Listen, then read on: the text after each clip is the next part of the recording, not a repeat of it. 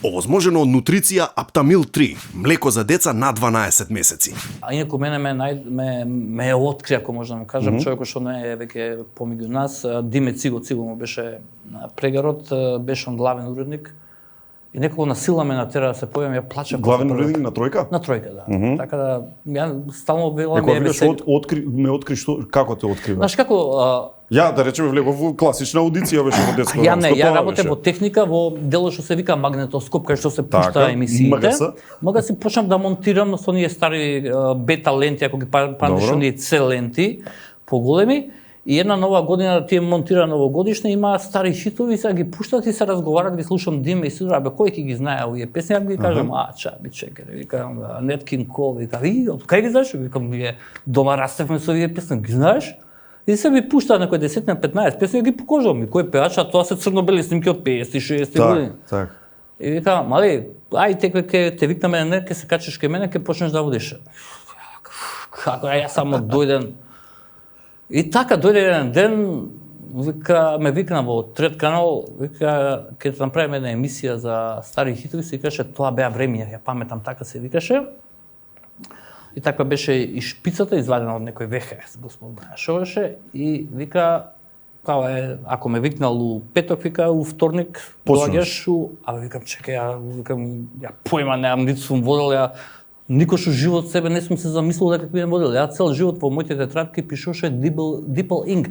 Јас се замислував дека ќе бидам програмер, ќе програмирам, пошто бев хакер во времето Југославија во средна школа и хакирав игри компјутерски за ZX Spectrum. И ја бев заљубен во компјутери. Како да ти кажам, ја тоа се гледам дека тоа ќе го работам, ја ќе живеам негде на запад и така натаму. Толку далеку од тоа што си сега. Не да е толку далеку, шо, мислам страшно.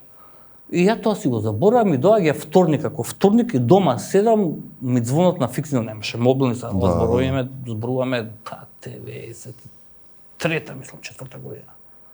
Така некаде. И вика, Миле тргна продуцентот да се собере, се викам, кој бе, кај да бе собере? Абе каква мисля, абе не се кај доаѓа, и овој доаѓа, ја одам, ми дават некој лист на песни, ги знаеш, пеачеви ги знам. Знаеш што кажеш, па знам по нешто.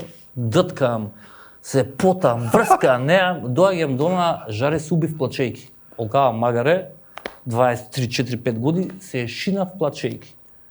И викам, на мајка ми кажам, ја ова не можам да работам, ја ова не можам, Сашто вика, па Сашо прифати ме на тера, и доаѓам наредниот ден, одам во редакција на Трет канал, ми гледат, леле, то беше, ми викат, абе, како не вие срам ме лажете, викам, вие да шо, не бе, ке извежбаш, еднашка, и почнав да вежбам, знаеш, и ми влезе чиријата.